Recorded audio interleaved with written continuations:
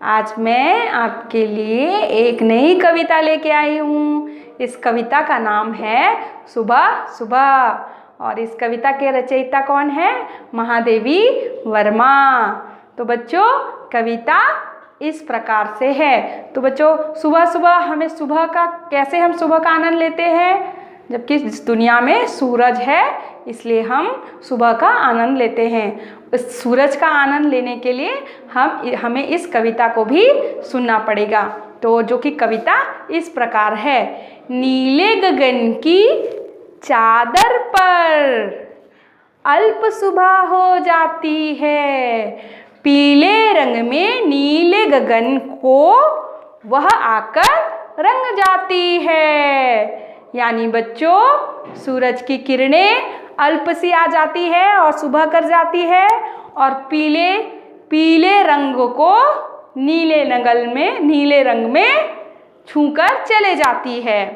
अपने बिस्तर पर मैं बंद आंखों से मुस्काती हूँ और मैं तुम्हें बुलाती हूँ। किसे बुलाती हूँ बच्चों?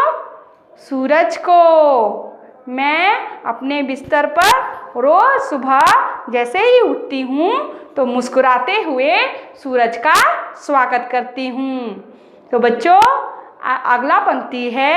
रोज शाम तक संग तुम्हारे खेल बहुत मैं खेली हूँ, तुम जाती अपने घर को रह जाती मैं अकेली हूँ। यानी अर्थात इसका यह है बच्चों कि मैं सुबह से लेकर शाम तक सूरज के साथ खूब खेलती हूँ। जब तक सूरज सवेरा देता है हम तब तक सुबह से लेकर शाम तक खेलते हैं। जैसे ही सूरज अपने घर को चले जाता है तो मैं अकेली रह जाती हूँ। तो बच्चों, अगला पंक्ति है। हंसकर किरण बोली, प्यारी सखी एक नए संसार में जाती हूँ, सबको वहाँ प्यार से सोते हुए को जगाती हूँ, वहाँ शाम होते ही तुम्हारे पास लौट आती हूँ।